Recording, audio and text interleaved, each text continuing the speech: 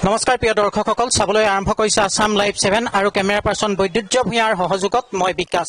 প্ৰিয় দৰ্শকসকল, আজি বিশ্ব হোমিওপেথিক দিৱস আৰু এই দিৱসৰ লগত সংগতি ৰাখি আমগুৰিৰ সকলোৰে পৰিচিত শুশ্ৰূষা হোমিওপেথিক চিকিৎসা আৰু গৱেষণা প্ৰতিষ্ঠানে কণ কণ শিশুসকলৰ মাজত সৰুৱাই প্ৰতিষেধক বিনামূলীয়া প্ৰতিষেধক প্ৰদানৰ কাৰ্যসূচী হাতত লৈছে।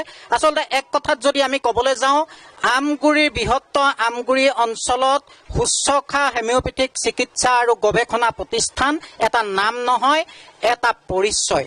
আৰু এই পৰিচয়ৰ অন্তৰালত আছে ডাক্তৰ ৰুবুল বৰুৱা। আমি পূৰ্বতে কৈছোঁ, যি সময়ত একাংশ চিকিৎসকৰ কেৱল মাত্ৰ ব্যৱসায়িক মানসিকতাৰে ৰোগীৰ অভিভাৱকৰ মাজত যি অবিশ্বাসৰ ভাৱধাৰা বোৱাই দিছে, সেই সময়ত ডাক্তৰ ৰুবুল বৰুৱাৰ দৰে বহু চিকিৎসকৰ যি মানৱদৰ্দী চেতনা, যি জনদায়বদ্ধতা, এই জনদায়বদ্ধতা, এই মানৱদৰ্দী চিন্তা চেতনাৰে ৰোগী আৰু ৰোগীৰ অভিভাৱকৰ মাজত এক আস্থা আৰু বিশ্বাস বোৱাই তুলিবলৈ সক্ষম হৈছে। আৰু আমি যদি কওঁ, শুশ্ৰূষা হোমিওপেথিক চিকিৎসা আৰু গৱেষণা প্ৰতিষ্ঠানৰ যি মানৱদৰ্দী চিন্তা বা যি জনকল্যাণকামিতা, ইয়াৰ অন্তৰালতে আছে ডাক্তৰ ৰুবুল বৰুৱা আৰু তেখেতৰ লগত একেলগে কৰ্মৰত বহুজন চিকিৎসাবী।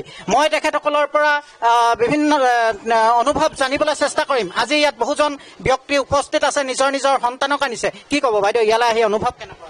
ভালে লাগিছে। কথাখিনি নজনা কথাখিনি গম পালো, মানে হয় খবৰ পালো, সেইকাৰণে লৈ আহিলো। কি ক'ব, অনুভৱ কেনে? ভাল লাগিছে, ইয়ালৈ আহি গম পালো, গম পোৱা নাছিলো, ল'ৰাটোক দেখাব আহিছিলো, ভাল লাগিছে। কি ক'ব? ভাল লাগিছে। চাৰিটা মহৎ কাম এটা লৈছে, সেইটোত আমি আহিছো। ছাৰলৈ ধন্যবাদ থাকিলে যে আমি তেওঁ এটা প্ৰচেষ্টা লৈছে, যাৰ ফলত আমাৰ লাভ হৈছে। আৰু ধৰি লওক আমাৰ সৰু ল'ৰা ছোৱালী সেইখিনি এটা মাৰাত্মক বেমাৰৰ পৰা আগতীয়াকৈ তেওঁ প্ৰতিষেধক দিছে। ভাল লাগিলে চাই। আৰু যিখিনি আমাৰ সৰু পোৱালী ল'ৰা ছোৱালী বহুত দূৰত ল'বলগীয়া হৈছিলে, যিখিনি আমাৰ ওচৰতে পাইছোঁ, সেইটো ভাল পাইছোঁ। প্ৰিয় দৰ্শকসকল, আপোনালোকে দেখিছে, শুনিছে, এখেতসকলৰ ছাৰৰ প্ৰতি যি বিশ্বাস বা ছাৰৰ প্ৰতি যি আস্থা তেখেতসকলৰ কথাত প্ৰকাশ পাইছে। আপোনাৰ সন্তানক কোনখন শিক্ষানুষ্ঠানত নামভৰ্তি কৰিব, সেই বিষয়ে হয়তো পৰিকল্পনা কৰি আছে। এখন উন্নত পৰ্যায়ৰ শিক্ষানুষ্ঠানত নামভৰ্তি কৰিবৰ বাবে আপুনি শিৱসাগৰ জিলাৰ বৃহত্তৰ আমগুৰি অঞ্চলৰ উচ্চ শিক্ষাৰ অনুষ্ঠান আমগুৰি মহাবিদ্যালয়খনক নিৰ্বাচন কৰিব পাৰে। এই মহাবিদ্যালয়খনে উচ্চতৰ মাধ্যমিক চূড়ান্ত পৰীক্ষাত অসমৰ ভিতৰত সপ্তম আৰু দ্বিতীয় স্থান দখল কৰি দুবাৰকৈ অঞ্চলটোলৈ গৌৰৱ কঢ়িয়াই আনিবলৈ সক্ষম হোৱাৰ লগতে স্নাতক আৰু স্নাতকোত্তৰ পৰীক্ষাতো প্ৰথম শ্ৰেণীৰ প্ৰথম স্থান আৰু সোণৰ পদক লাভ কৰিবলৈ সক্ষম হৈছে। আমগুৰি মহান মনীষীসকলৰ অক্লান্ত শ্ৰম আৰু ত্যাগৰ বিনিময়ত 1967 চনতে প্ৰতিষ্ঠা লাভ কৰা মহাবিদ্যালয়খনে সোণালী জয়ন্তী বৰ্ষ অতিক্ৰম কৰি সাফল্যৰ বতৰা লৈ ভৱিষ্যতৰ দিশে আগবাঢ়িছে। পঢ়া শুনাৰ ক্ষেত্ৰত কিছু পৰিমাণে দুৰ্বল ছাত্ৰ ছাত্ৰীৰ বাবে বিশেষ শ্ৰেণীৰ ব্যৱস্থা তথা বৃত্তিমুখী পাঠ্যক্ৰমৰ অন্তৰ্ভুক্তি, ল'ৰা আৰু ছোৱালীক পৃথক পৃথক NCCৰ সুবিধা মহাবিদ্যালয়খনৰ ইতিবাচক দিশ। ৰাষ্ট্ৰীয় মূল্যায়নৰ প্ৰত্যয়ন পৰিষদ নাকৰ দ্বাৰা A গ্ৰেড লাভ কৰা আমগুৰি মহাবিদ্যালয়ত আপোনাৰ সন্তানটিক নামভৰ্তি কৰাই আপুনিও সফলতাৰ অংশীদাৰ হোৱাৰ সুযোগ লাভ কৰিব পাৰে। প্ৰিয় দৰ্শকসকল, আমি বৰ্তমান আছো ডাক্তৰ ৰুবুল বৰুৱা ছাৰৰ চেম্বাৰ। আপোনালোকে দেখিছে ডাক্তৰ ৰুবুল বৰুৱা ছাৰ আৰু কাষতে বহি আছে। মই কেমেৰা পাৰ্চনক অকণমান আগবাঢ়ি আহি দেখুৱাবলৈ ক'ম। আমাৰ সকলোৰে অতি শ্ৰদ্ধাৰ মোৰ শিক্ষাগুৰু ৰবীন বৰকটকী ছাৰ আৰু আমাৰ আমগুৰি অঞ্চলৰ প্ৰতিজন ৰোগীৰ অভিভাৱকৰ মনত এক আশা বিশ্বাসৰ প্ৰতীক স্বৰূপ বিদ্যুৎ বিকাশ শইকীয়া ছাৰ। মই ৰুবুল ছাৰৰ পৰা জানিবলৈ চেষ্টা কৰিম আজিৰ দিনটোৰ যি তাৎপৰ্য আৰু আপুনি যি এক মানৱদৰ্দী কাম কৰিবলৈ আগবাঢ়িছে। এয়া আজি নহয়, আমি বিগত দিনৰ পৰা এই ধাৰাবাহিকতা দেখি আহিছোঁ। কি ক'ব আজি?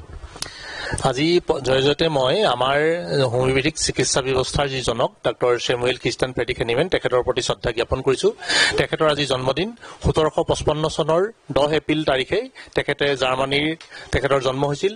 আৰু জন্মৰ পিছত তেখেতে চিকিৎসা বিজ্ঞান অধ্যয়ন কৰিছিল। চিকিৎসা শাস্ত্ৰৰ তেখেতে MD উপাধিধাৰী এজন চিকিৎসক আছিল। আৰু তাৰপিছত তেখেতে গৱেষণা কৰি বিভিন্ন ক্ষেত্ৰত হোমিওপেথিক চিকিৎসা পদ্ধতি উদ্ভাৱন কৰিছিল। আৰু এই হোমিওপেথিক চিকিৎসা পদ্ধতি এটা খুব মিতব্যয়ী চিকিৎসা পদ্ধতি আৰু এটা সুসংহত চিকিৎসা পদ্ধতি। এই চিকিৎসা পদ্ধতিৰ যোগেদি যিকোনো ৰোগৰ বা যিকোনো বয়সৰ যিকোনো ৰোগীৰ চিকিৎসা বিধান আছে আৰু সম্পূৰ্ণৰূপে চিকিৎসাৰ আৰু ৰোগৰ আৰোগ্য হয় এই চিকিৎসা পদ্ধতিৰ যোগেদি। গতিকে অতি কম সময়ৰ ভিতৰতে জাৰ্মানীত যদি উদ্ভাৱন হৈছিলে এই গোটেই চিকিৎসা পদ্ধতিটো সমগ্ৰ বিশ্বতে প্ৰসাৰিত হ'ল। প্ৰসাৰিত হোৱাৰ পিছত আমি সেই চিকিৎসা পদ্ধতিৰ এজন অনুৰাগী। যেতিয়া এই চিকিৎসা পদ্ধতিত সোমালো আমি নিজে গম পালো আৰু তাৰপিছত ইয়াত চিকিৎসা কৰি পেলাই যেতিয়া দেখিছো যে তাৰ আশ্চৰ্যজনক কিছুমান ফলাফল, অকণমান সৰু এটা পৰিয়াল কি ধৰণৰ বহুত পুৰণা অসুখত ভুগি থকা এজন ৰোগীৰ জীৱন উজ্জ্বলিত কৰি তোলে, তেতিয়া আমাৰ ইয়াৰ প্ৰতি বিশ্বাস আৰু গভীৰ হ'ল আৰু আমি অন্তৰকৰণে এই চিকিৎসা পদ্ধতি সেৱা কৰিবলৈ আগবাঢ়ি আহিছোঁ। আৰু আজি তেখেতৰ এই জন্মদিন উপলক্ষে তেখেতৰ প্ৰতি শ্ৰদ্ধা জনাই আমি কণ কণ শিশুসকলৰ বাবে বিনামূলীয়াকৈ বসন্ত ৰোগৰ বা সৰুৱাই বিনামূলীয়া প্ৰতিষেধকটো প্ৰদানৰ ব্যৱস্থা কৰিছোঁ। ইয়াৰ সুফলখিনি কেনেকৈ পাব শিশুসকলে? এই সৰুৱাই যি প্ৰতিষেধক আজি বিনামূলীয়া প্ৰতিষেধক দিছে, ইয়াৰ সুফলখিনি কেনেকৈ পাব? ইয়াতে আমি পালচেটিলা 30 বুলি এটা মেডিচিন দিওঁ এই সৰুৱাই, আৰু কেইবাটাও আছে সৰুৱাইৰ কাৰণেই প্ৰতিষেধক হিচাপে, কিন্তু এইটো বিশেষভাৱে পৰীক্ষিত আৰু সমাধিত। এই ঔষধটো জিভাখন চফা কৰি পেলাই খালী পেটত খাব লাগে। এনেই 3 দিন 3 পালি খালেই হৈ যায়, কিন্তু আমি বেলেগ ধৰণে অকণমান দিছোঁ। গতিকে এইটো খোৱাৰ পিছত তেখেতলোকে যদি এইদিন টেঙা বা অন্য বস্তু নাখায় তেতিয়াহ'লে তেখেতৰ সৰুৱাই হোৱাৰ সম্ভাৱনাটো কম। আৰু 6 মাহলৈকে তেওঁলোকৰ নিশ্চিন্ত হৈ থাকে, কিন্তু 6 মাহৰ পিছত যদি ওচৰত কাৰোবাৰ বিস্তৃতভাৱে হয় তেতিয়াহ'লে আকৌ এবাৰ খোৱাটো জৰুৰী।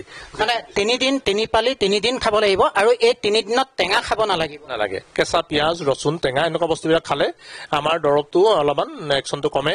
গতিকে সেইখিনি বস্তু অকণমান এভইড কৰি চলিলে তেতিয়া একশ্যনটো ভাল হয়। ধন্যবাদ জনাইছোঁ। ছাৰ, আজি এই অনুষ্ঠানত উপস্থিত থাকি আপোনাৰ অনুভৱখিনি কেনেধৰণে ব্যক্ত কৰিব?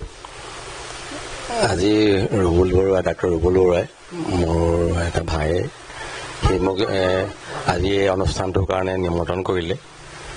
ইতিমধ্যে মই আগতো কাগজে পত্ৰ বা বিভিন্ন ধৰণৰ গম পাওঁ ৰুবুল বৰুৱাই এনেকুৱা ধৰণৰ কাৰ্যসূচীবিলাক লৈ থাকে আৰু ৰাইজক যথেষ্ট সহায় কৰে। গতিকে যোৱাকালি ময়ো এটা ছাৰ্ভিচেই কৰোঁ।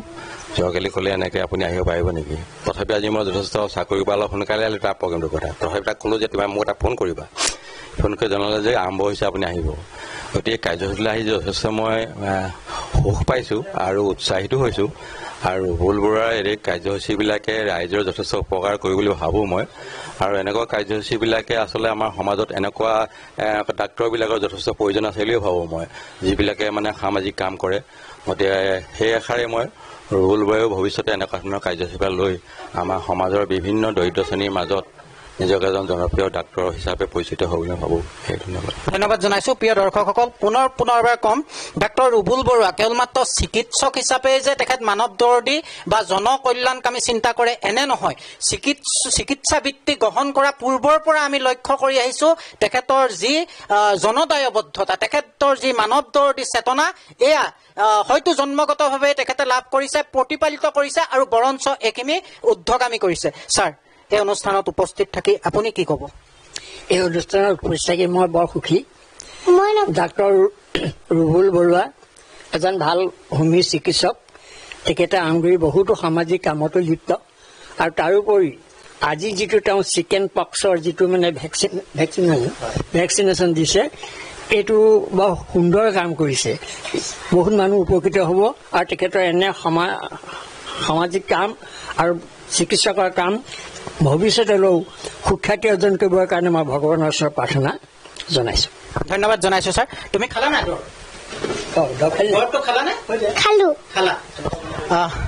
ধন্যবাদ জনাইছোঁ। আৰু আমি বাইদেউ আছে, ৰুবুল দাৰ সহকৰ্মী, চিকিৎসা সেৱাৰ লগত জড়িত। বাইদেউ, আজিৰ দিনটোত অনুভৱখিনি কেনেধৰণে প্ৰকাশ কৰিছে?